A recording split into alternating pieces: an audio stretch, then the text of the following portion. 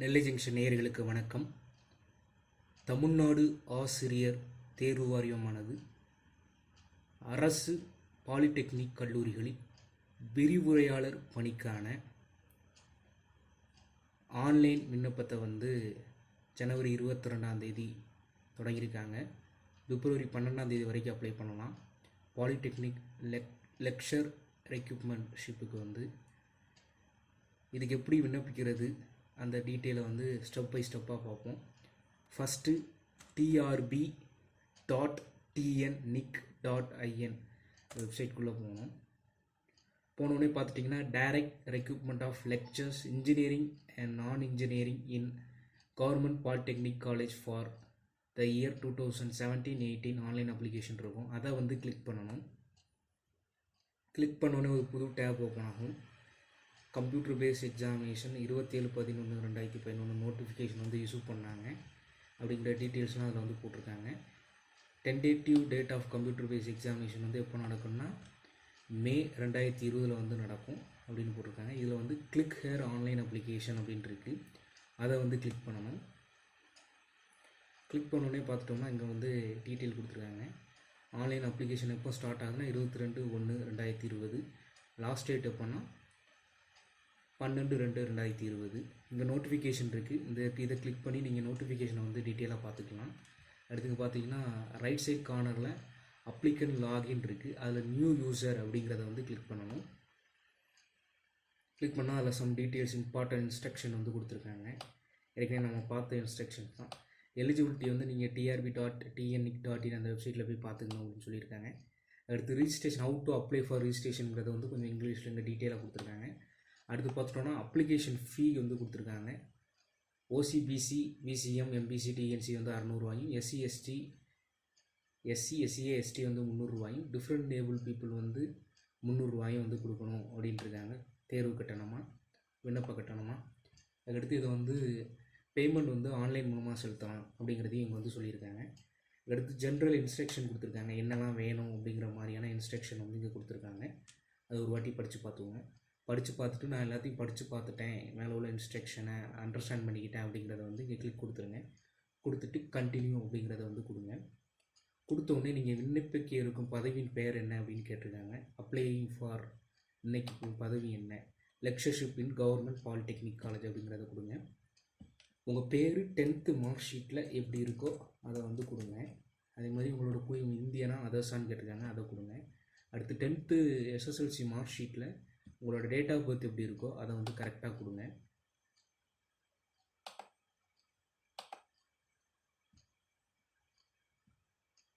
அடுத்து அங்கேயே உங்களோட வயது அதில் டிஸ்பிளே பண்ணிடுவாங்க. அடுத்து என்னென்னா உங்களோட மின்னஞ்சல் முகவரி கேட்டிருக்காங்க. அதை நீங்கள் டைப் பண்ணுங்கள்.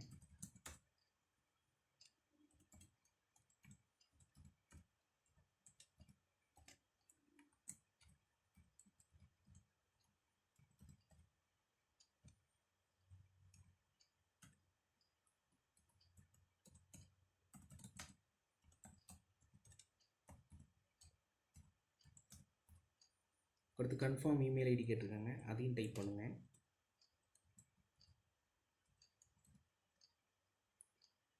அடுத்து உங்களோட கைபேசி எண் கேட்டிருக்காங்க, அதையும் டைப் பண்ணிக்கோங்க.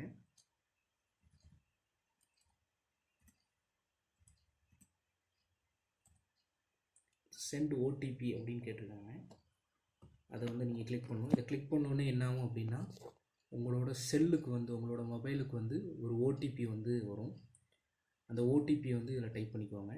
டைப் பண்ணிவிட்டு கீழே சப்ஜெக்ட் அப்ளையிங் ஃபார் அப்படின்னு கேட்டிருக்காங்க. அதில் நீங்கள் எந்த சப்ஜெக்ட் அப்ளை பண்ண விரும்புகிறீங்களோ அந்த சப்ஜெக்டை நீங்கள் போட்டுக்கலாம். அடுத்து பார்த்தோம்னா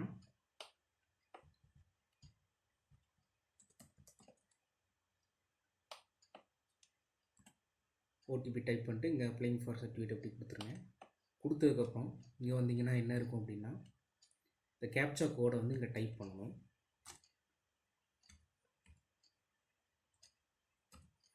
இப்போ சப்மிட் அப்படிங்கிறத கிளிக் பண்ணியிருக்கோங்க. இப்போது பார்த்துட்டிங்கன்னா ரிஜிஸ்ட்ரேஷன் கன்ஃபார்ம் அப்படின்னு வரும். அதில் உங்களோட யூசர் ஐடியும் பாஸ்வேர்டும் கொடுத்துருப்பாங்க. அதுக்கடுத்து இங்கே கீழே ப்ளீஸ் கிளிக் ஹியர் லாகின் அப்படின்ட்டு இருக்கும். அதை வந்து அதுக்கு முன்னாடி என்ன பண்ணுங்கன்னா உங்களோட யூசர் நேமையும் பாஸ்வேர்டையும் எதுலையாவது வந்து நோட் பண்ணி வச்சுக்கோங்க. நோட் பண்ணி வச்சுட்டு கிளிக் ஹியர் லாகின் அப்படிங்கிறத கொடுங்க. கொடுத்தோடனே உங்களோட யூசர் நேம் பாஸ்வேர்டு வந்து கேட்கும். அதில் உங்களோட யூசர் ஐடி என்ன, நீங்கள் ஏற்கனவே காப்பி பண்ணி வச்சுருக்கீங்களா அந்த யூசர் ஐடியை வந்து அதில் டைப் பண்ணணும்.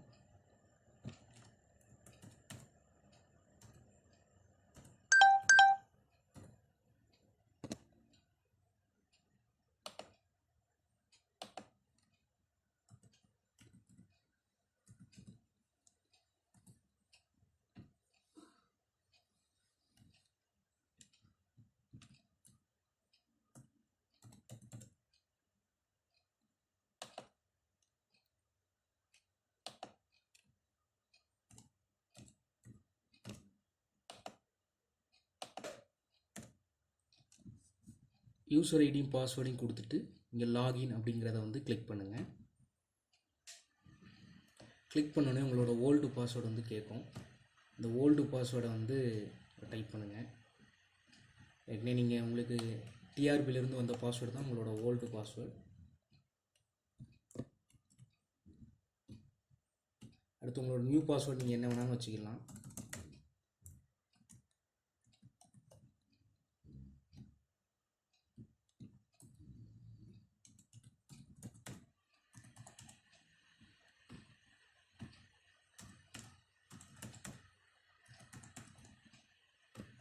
வச்சுட்டு சேஞ்ச் பாஸ்வேர்டு அப்படிங்கிறத கொடுங்க.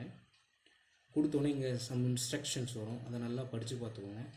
அதே மாதிரி என்னென்னா click here to download instruction Tamil இருக்கும். அதை கிளிக் பண்ணிங்கன்னா தமிழில் வந்து உங்களுக்கு அந்த எப்படி வந்து இன்ஸ்ட்ரக்ஷன் என்னென்ன இன்ஸ்ட்ரக்ஷன் இருக்குது அப்படிங்கிறத ஒரு வாட்டி தெளிவாக படித்து பார்த்துக்கோங்க.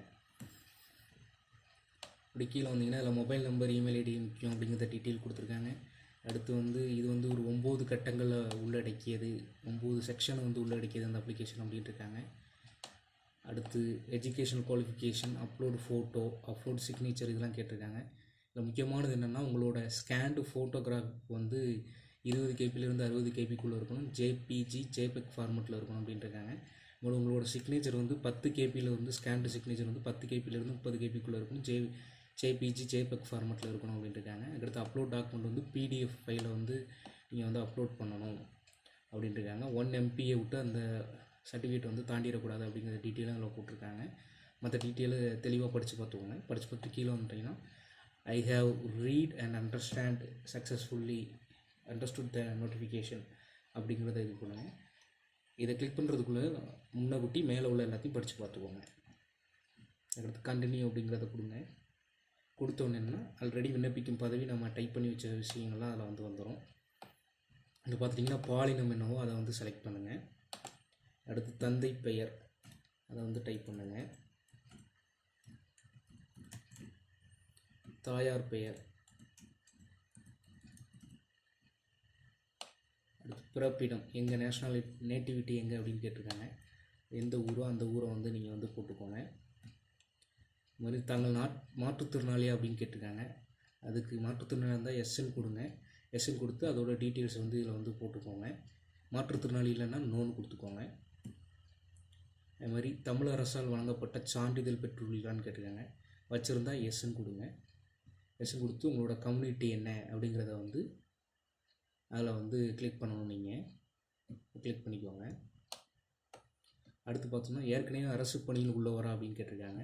நீங்கள் அரசு பணியில் இருந்தால் எஸ்என் கொடுங்க. எஸ்என் கொடுத்துட்டு சேர்ந்த நாள் அதே மாதிரி இந்த டீட்டெயிலெலாம் கேட்டிருக்காங்க. இதை ஃபில் பண்ணிக்கோங்க. இல்லாட்டி நோன் கொடுத்துக்கோங்க. உங்களோட ரிலீஜன் என்னன்னு கேட்டிருக்காங்க, அதை வந்து கொடுத்துக்கோங்க. அடுத்து உங்களோட புகைப்பட அடையாள சான்று கேட்டிருக்காங்க. அதாவது ஆதார் ஐடி கேட்டிருக்காங்க. அதோட நம்பரை வந்து நீங்கள் எங்கே டைப் பண்ணணும். ஆதார் நம்பரை வந்து நீங்கள் வந்து டைப் பண்ணணும். டைப் பண்ணிட்டு உங்களோட பெர்மனண்ட் அட்ரஸ் கேட்டிருக்காங்க. பெர்மனண்ட் அட்ரஸ் போட்டுக்கோங்க. இதில் வந்து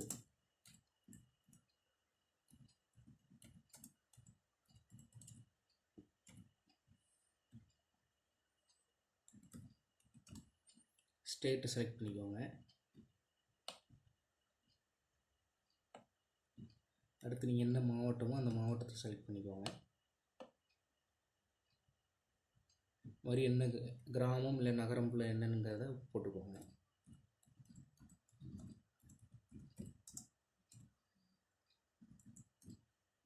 அஞ்சலக குறியீட்டுன்னு கேட்டிருக்காங்க, அது போட்டுக்கோங்க.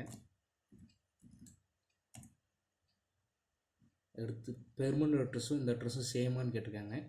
சேம்னா எஸ்ன்னு கொடுங்க, இல்லாட்டி அதை டீட்டெயிலாக டைப் பண்ணுங்கள். அடுத்து சேவ் அண்ட் கண்டினியூ அப்படிங்கிறத கொடுங்க. கொடுத்தோன்னே என்னென்னா உங்களோட எஜுகேஷன் டீட்டெயில்ஸ் வந்து இப்போ வந்து நீங்கள் வந்து ஃபில் பண்ணணும். எஜுகேஷன் டீட்டெயில் வந்து ஃபஸ்ட்டு டென்த்து டீட்டெயில்ஸ் ஃபில் பண்ணணும். என்ன போர்டில் படிச்சிருக்கீங்க, ஸ்டேட் போர்டா, ஆங்கிலவா, மெட்ரிகுலேஷனாக, ஓரியன்ட் போர்டா, சிபிஎஸ்சியா, ஐஎஸ்சியா, அதாசான்னு கேட்டிருக்காங்க. அதில் நீங்கள் என்ன போர்டில் படிச்சிங்களோ அதை இது பண்ணிக்கோங்க. எந்த தேர்ச்சி பெற்ற மாதம் வருடம் என்னன்னு கேட்டிருக்காங்க, அதையும் வந்து நீங்கள் வந்து போட்டுக்கோங்க. டன் கொடுத்துருங்க. அடுத்து மதிப்பெண்கள் சதவீதம் எவ்வளோன்னு கேட்டிருக்காங்க, அதை போட்டுக்கோங்க. மீடியம் ஆஃப் இன்ஸ்ட்ரக்ஷன் இது இங்கிலீஷா தமிழா அப்படின்னு கேட்டிருக்காங்க. இது மாதிரி பகுதி ஒன்றில் தமிழை ஒரு மொழிப்பாடமாக பயின்றுள்ளீர்களா அப்படின்னு கேட்டிருக்காங்க. ஆமானா எஸ்ன்னு கொடுங்க, இல்லாட்டி நோன்னு கொடுங்க. அடுத்து 12th ஆர் ஈக்குவலன்ட் கோர்சஸ் வந்து கேட்டிருக்காங்க. இதில் வந்து நேம் ஆஃப் தி போர்டு கேட்டிருக்காங்க, தமிழ்நாடா ஸ்டேட் போர்டா என்னங்கிறத பார்த்து கொடுத்துக்கோங்க. இது மாதிரி தேர்ச்சி பெற்ற மாதம் வருடம் கேட்டிருக்காங்க, அதையும் கொடுத்துக்கோங்க.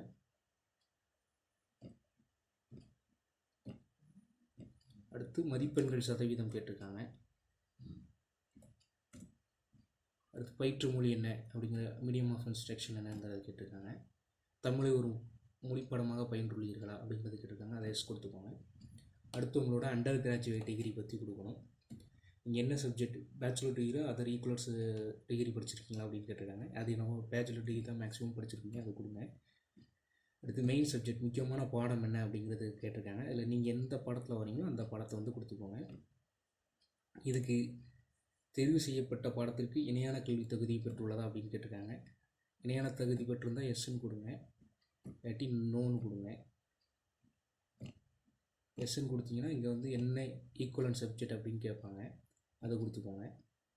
அடுத்து எந்த வருடத்துலேருந்து எந்த வருடம் வரை படிச்சிருக்கீங்க அப்படிங்கிறத கேட்டிருக்காங்க, அதை வந்து கொடுங்க. எந்த வருடம் வரை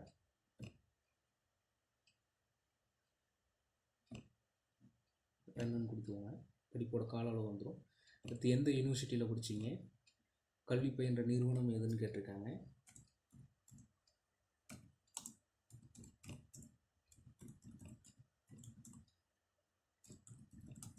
அந்த நிறுவனத்தோட பேரை முழுவதுமாக டைப் பண்ணிக்கோங்க. தேர்ச்சி பெற்ற மாதம் வருடம்னு கேட்டிருக்காங்க, அதையும் வந்து நீங்கள் வந்து கொடுத்துக்கோங்க.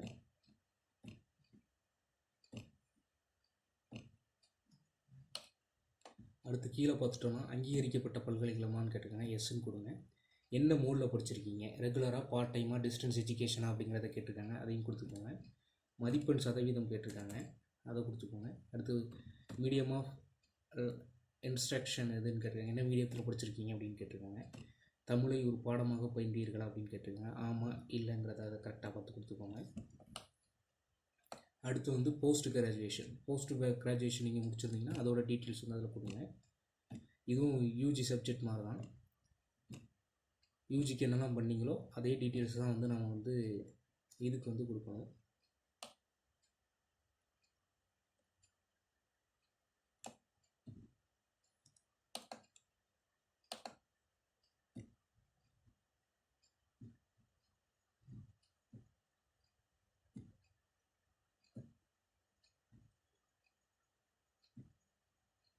அடுத்து நேம் ஆஃப் தி போர்டு என்னங்கிறத கேட்டிருக்காங்க, அதை கொடுத்துக்கோங்க. நிறுவனத்தின் பெயர் என்னன்னு கேட்டிருக்காங்க, அதையும் கொடுத்துக்கோங்க. நிறுவனத்தோட பேரை ஃபுல்லாக டீட்டெயிலாக அடிச்சுக்கோங்க. தேர்ச்சி பெற்ற வருடம், மாதம், வருடம் என்னங்கிறத கேட்டிருக்காங்க.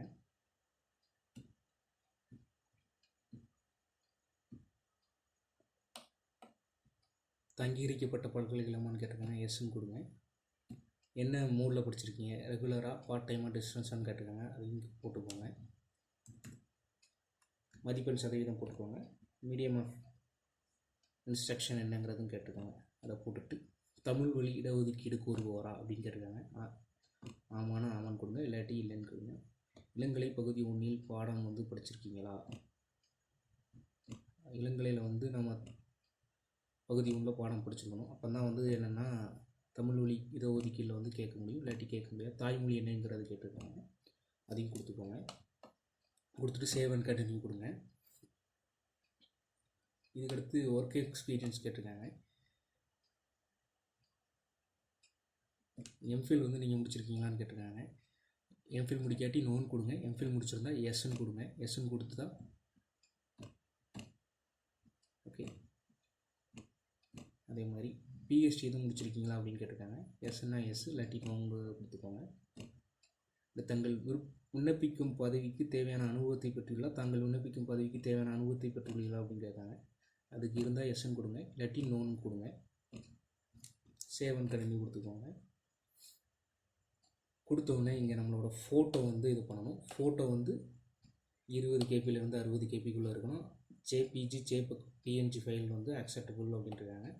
6 மாதத்துக்கு உட்பட்ட ஃபோட்டோவாக வந்து இருக்கணும். தெளிவான புகைப்படத்தை பதிவேற்றணும், இல்லாட்டி தங்கள் விண்ணப்பம் வந்து நிராகரிக்கப்படும் அப்படின்ட்டுருக்காங்க.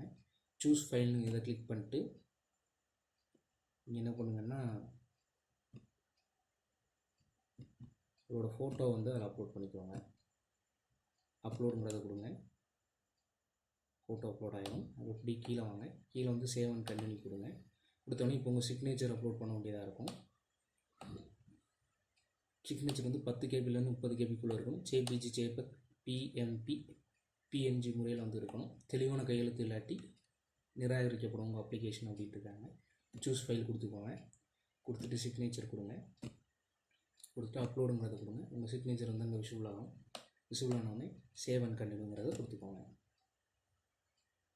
இதுக்கடுத்து பார்த்துட்டோம்னா நம்ம வந்து நம்மளோட டாக்குமெண்ட் வந்து டவுன்லோட் பண்ணணும், அப்லோட் பண்ணணும். இது வந்து பிடிஎஃப்பில் 1 MBக்கு கம்மியாக இருக்கணும் அப்படிங்கிறத போட்டிருந்தாங்க.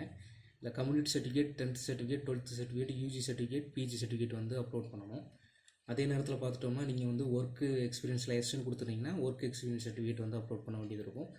தமிழ் வழி கல்வியில் முன்னுரிமை கோருறவங்களா இருந்தீங்கன்னா தமிழ் வழி கல்விக்கான சர்டிஃபிகேட் அப்லோட் பண்ணுற ஆப்ஷன் வந்து அதில் கொடுத்துருப்பாங்க. இப்போ நம்ம வந்து ஃபஸ்ட்டு கம்யூனிட்டி சர்டிஃபிகேட் வந்து இது பண்ணுவோம்.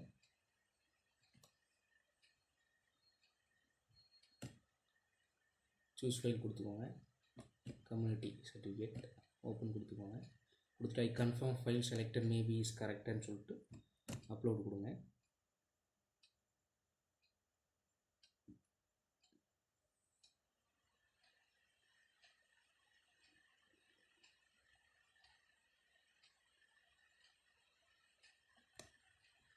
ஃபைல் நேம் வந்து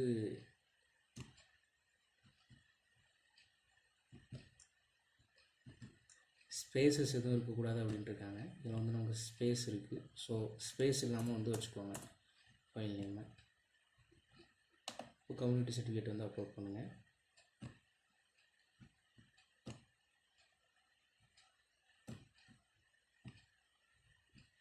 கன்ஃபார்ம்ங்கிறத கொடுத்துட்டு அப்லோடுங்கிறத வந்து கொடுங்க. கம்யூனிட்டி சர்டிஃபிகேட் வந்து அப்லோட் ஆகிட்டு அதே மாதிரி 10th SSLC மார்க் ஷீட் வந்து அப்லோட் பண்ணணும்.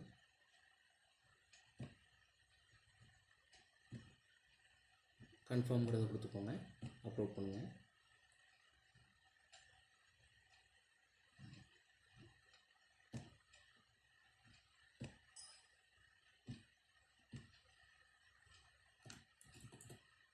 ஃபைல் நேமில் வந்து எந்த ஒரு ஸ்பேஸும் இருக்கக்கூடாது, புள்ளி ஸ்பெஷல் கேரக்டர் எதுவும் இருக்கக்கூடாதுன்னு இருக்காங்க. ஸோ அப்படி எதுவும் இருந்தால் அதை வந்து நீங்கள் வந்து எடுத்து விட்றலாம். ஸ்பேஸும் வந்து இருக்கக்கூடாதுங்கிறது முக்கியம்.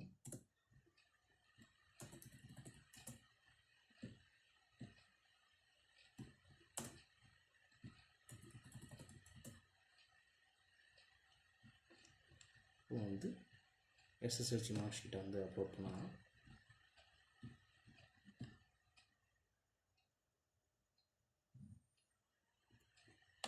அதுக்கடுத்து 12th மார்க் ஷீட்டை வந்து அப்லோட் பண்ணலாம். எல்லாம் ஒரே ஃபார்மேட் தான் அப்லோட் பண்ணுறது. ஒரு ஃபைல் மட்டும் கரெக்டாக எடுத்து வச்சுக்கோங்க.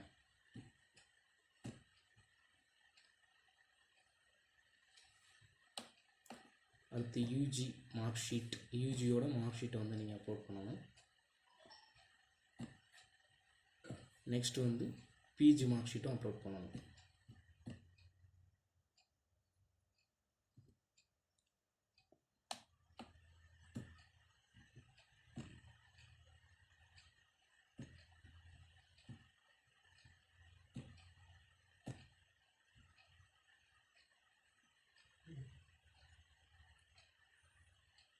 எல்லாம் அப்லோட் பண்ணதுக்கப்புறம் சேவ் அண்ட் கண்டினியூங்கிறத கொடுக்கணும். கொடுத்தோடனே நம்மளோட அப்ளிகேஷன் டீட்டெயில் ப்ரிவ்யூ வந்து அதில் வந்து காட்டும். அதை ஒரு வாட்டிக்கு 2 வாட்டி நல்லா வெரிஃபை பண்ணி பார்த்துக்கோங்க. ஏன்னா இதான் வந்து முக்கியம். நல்லா வெரிஃபை பண்ணிவிட்டு எல்லாம் கரெக்டாக கொடுத்துருக்கீங்களா அப்படின்னு பார்த்துக்கோங்க. கரெக்டாக கொடுத்ததுக்கப்புறம் இதை ஒரு வாட்டி இங்கே கொடுக்கப்பட்டுள்ள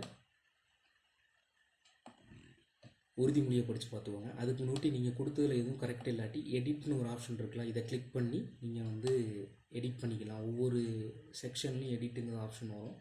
அதை கிளிக் பண்ணி நீங்கள் என்ன பண்ணிக்கலாம்னா எடிட் பண்ணிக்கலாம். ஒவ்வொரு செக்ஷன் கீழேயும் எடிட்டுங்கிற ஆப்ஷன் வந்து அதை கிளிக் பண்ணி நீங்கள் எடிட் பண்ணிக்கலாம்.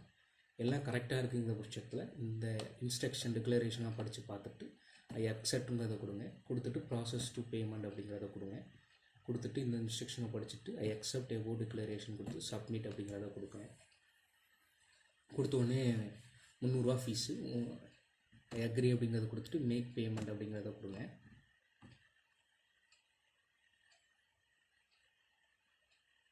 கொடுத்து முடிச்சதுக்கப்புறம் அதில் பில்லிங் டீட்டெயில்ஸ் கேட்டிருக்காங்க. கிரெடிட் கார்டா டெபிட் கார்டா இல்லை இன்டர்நெட் பேங்கிங் அப்படின்னு கேட்டிருக்காங்க. கொடுத்தோன்னே உங்களோட கார்டு டீட்டெயில்ஸு மந்த்து இது கொடுத்துட்டு பே நவ் அப்படிங்கிறத கொடுத்துக்கோங்க. கொடுத்தோடனே என்ன ஆகும் அப்படின்னா நீங்கள் வந்து பேமெண்ட் முடிஞ்சோடனே அங்கே டேஷ்போர்ட்னு ஒன்று வரும். அதில் வந்து click here download application form அப்படின்ட்டு இருக்கும். அதை வந்து நீங்கள் டவுன்லோட் பண்ணி சேவ் பண்ணி வச்சுக்கோங்க. நன்றி.